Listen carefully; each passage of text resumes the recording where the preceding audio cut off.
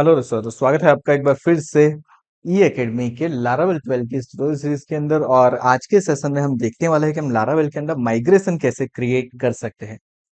अब देखिए, हमने हमारे लास्ट सेशन में देखा था कि हमारा टेबल किस तरीके से कनेक्ट करना है, माईएसक्यूएल को किस तरीके से कनेक्ट करना है, डेटाबेस को स्पेसिफिकली। और जब डेटाबेस हम कनेक्ट कर रहे थे तो वहां पे क्या हो रहा था, वहां पे हमारा कुछ टेबल क्रिएट हो रहा था। अब वो टेबल किससे क्रिएट हो रहे थे, हमारे माइग्रेशन से क्रिएट हो रहे थे। So now what I need कि मुझे मेरा मैन्युअल कोई माइग्रेशन क्रिएट करना है, बिकॉज मुझे भी तो कोई टेबल क्रिएट करने रहेगा ना। ऐसा तो नहीं है कि जो लारावेल बाय डिफॉल्ट दे रहा है उसी टेबल का हम यूज कर रहे हैं। जस्ट एन एग्जांपल मैं ले लेता हूँ कि मुझे यहाँ पे एक कैटेगरी टेबल चाहिए, और उस कैटेगरी टेबल के अंदर मुझे कुछ चीजें क्रिएट करनी है। तो सबसे पहले मुझे क्या करना पड़ेगा, उसका माइग्रेशन क्रिएट करना पड़ेगा। तो मैं पहले तो मेरे प्रोजेक्ट के डायरेक्टरी स्ट्रक्चर के अंदर आ जाता हूँ, जैसे कि हमारे पास यहाँ पे अवेलेबल है CD first project, that is my directory structure. अब इसके अंदर मैं क्या करता हूँ, तो इसके अंदर मुझे जो वर्कआउट करना है, मुझे मेरा माइग्रेशन क्रिएट करना है। सो माइग्रेशन क्रिएट करने के लिए कमांड क्या रहेगा, तो देखिए बहुत ही इजी कमांड है। मुझे यहाँ पे लिखना है PHP आर्टिजन, उसके बाद कॉलन करके मुझे क्या लिखना है, सॉरी, उसके बाद स्पेस करके मुझे क्या लिखना है, मेक लिखना है। उसके बाद मुझे लिखना है यहाँ पे माइग्रेशन। ओके, सो मैं यहाँ पे लिख दूंगा माइग्रेशन, स्पेस करना है। एंड स्पेस करने के बाद आपको यहाँ पे आपके टेबल का नेम देना है, लेकिन उसकी एक पैटर्न है जो कि कुछ इस तरीके से रहेगी। जैसे कि मुझे लिखना है क्रिएट, एंड क्रिएट लिखने के बाद मैं यहाँ पे लिखूंगा। सो गाइस, यहाँ पे हमसे एक मिस्टेक हो गई, हमने यहाँ पे कर दिया एंटर। सो मैं कर देता हूँ इस पर्टिकुलर माइग्रेशन को, एंड देन अगेन मैं यहाँ पे आ जाता हूँ क्रिएट।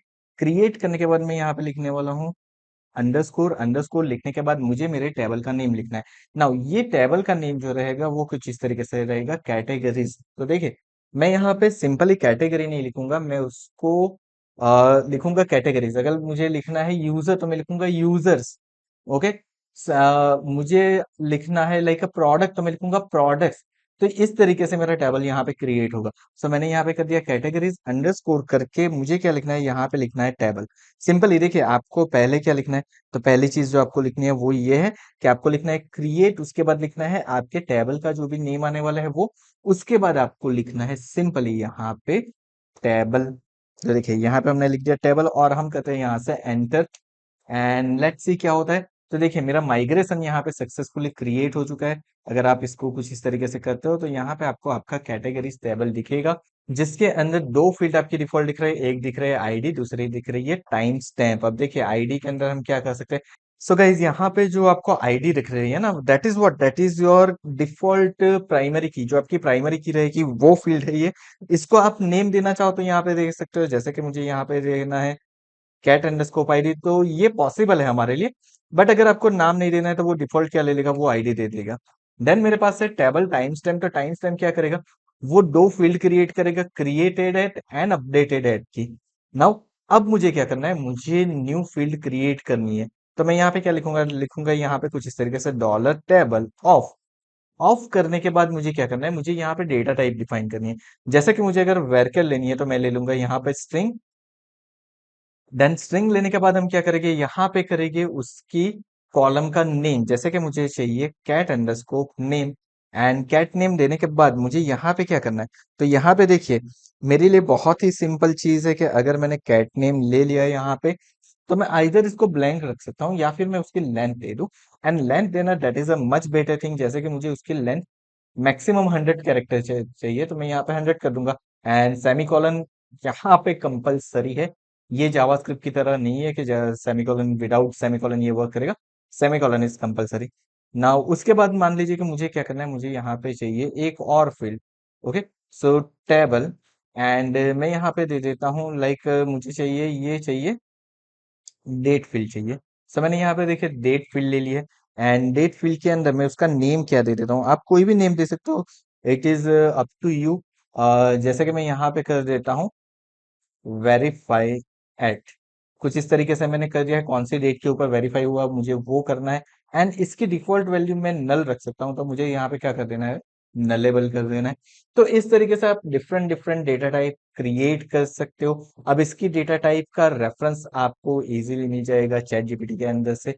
तो आप किस तरीके से डेटा टाइप चाहो वो आप रेफरेंस लेके कर सकते हो, या फिर अगर आप चाहते हो कि स्पेसिफिकली माइग्रेशन के ऊपर एक स्पेशली लॉन्ग वीडियो आपके लिए बने या फिर एक मास्टर क्लास हो, तो कमेंट के अंदर आप कर दीजिए माइग्रेशन डेटा टाइप।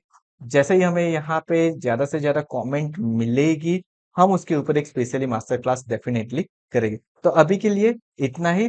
तो ये मेरा हो गया माइग्रेशन। अब माइग्रेशन तो बन गया, अब मुझे क्या करना है, उसको माइग्रेट करना है। तो माइग्रेट करने के लिए मैं क्या कर सकता हूँ, तो सिंपली एज वी नो कि हमने हमारे लास्ट सेशन के अंदर भी देखा था कि हमने क्या किया था, पीएचपी आर्टिजन माइग्रेट किया था। अब जैसे ही मैं यहाँ पे पीएचपी आर्टिजन माइग्रेट कमांड को एग्जीक्यूट करूंगा, देखिए ये मुझे क्या दिखा रहा है, मेरा माइग्रेशन होके आ गया। अब मुझे चेक करना है मेरे टेबल के अंदर। सो मैं क्या करता हूँ, जैम के अंदर से यहाँ से एडमिन स्टार्ट कर देता हूँ, या फिर आप directly local host slash PHP माई एडमिन भी लिख सकते हो। एनसी जब आप ये चीज करते हो, तो यहाँ पे अगर पोर्ट नंबर चेंज हो रहा है, this will take some time, यहाँ पे ये थोड़ा सा टाइम लेगा आपका। सो गाइज यहाँ पे मेरा आ चुका है। अब यहाँ पे मुझे फर्स्ट लारावेल दिखा रहा है, मैं उसके अंदर जाता हूँ। जैसे ही मैं फर्स्ट लारावेल के अंदर जाता हूँ, तो मुझे मेरे टेबल डिस्प्ले होने चाहिए। एंड टेबल के अंदर मुझे यहाँ पे क्या डिस्प्ले होना चाहिए, मैंने जो टेबल क्रिएट किया है वो, यानी कि कैटेगरीज। तो सी यहाँ पे आपको आपका कैटेगरीज भी डिस्प्ले हो रहा है। This means it is working fine, absolutely fine, बहुत ही बढ़िया वर्क कर रहा है। मैं चेक कर लेता हूँ एक बार यहाँ पे। तो देखिए मुझे यहाँ पे उसका स्ट्रक्चर अगर मैं देखूँ, तो मुझे यहाँ पे कैटेगरी नेम दिखा रहा है, वेरीफाई एट दिखा रहा है, उसकी डेटा टाइप डेट है, कैट नेम उसकी वेरकर है, and created at updated at वो टाइम स्टैम्प के साथ आ चुका है। यहाँ पे वेरीफाई एट के ऊपर देखिए नल यस है। अगर मैं कैट नेम देखूँ तो वो नो है, क्योंकि मैंने उसको नलेबल नहीं किया है। अगर आप करना चाहो तो नलेबल कर सकते हो। So this is so good. अब अगर मैं यहाँ पे माइग्रेशन टेबल ओपन करता हूँ, नाउ सी, अब माइग्रेशन टेबल के अंदर मेरे जो तीन टेबल के नेम है, like user catch and job, उसको उसने बैच नंबर 1 के अंदर डाला हुआ है, और क्रिएटेड कैटेगरीज को बैच नंबर 2 के अंदर डाला हुआ है। ऐसा क्यों? तो जब मैं जितनी बार पीएचपी आर्टिजन माइग्रेट करता जाऊंगा, तो वो क्या करेगा, एक न्यू बैच क्रिएट करेगा। यानी कि अब मान लीजिए कि आप प्रोडक्ट का टेबल क्रिएट करते हैं, सब कैटेगरी का टेबल क्रिएट करते हैं, एंड देन उसको माइग्रेट करवाएगा, तो वो आएगा आपका बैच नंबर 3 के अंदर। तो इस तरीके से हमारा माइग्रेशन वर्क करता है। आई होप आपको समझ में आ गया होगा कि किस तरीके से आप लारावेल के अंदर माइग्रेशन क्रिएट कर सकते हो, उसके अंदर किस तरीके से आप फील्ड क्रिएट कर सकते हो, और उसके थ्रू आप किस तरीके से टेबल क्रिएट कर सकते हो। So thank you so much for watching this video. अगर आज का ये वीडियो पसंद आया तो वीडियो को लाइक करके चैनल को सब्सक्राइब करना मत भूलिएगा, और नोटिफिकेशन बेल आइकन के ऊपर क्लिक कर दीजिए। यहाँ पे हमने हमारे लारावेल की पूरी सीरीज की लिंक देके रखी है, एज वेल एज हमने हमारे लारावेल के लास्ट वीडियो की लिंक भी देके रखी हुई है, उसे भी जल्द से एक बार चेकआउट कर लीजिए। Thank you so much once again for watching this video.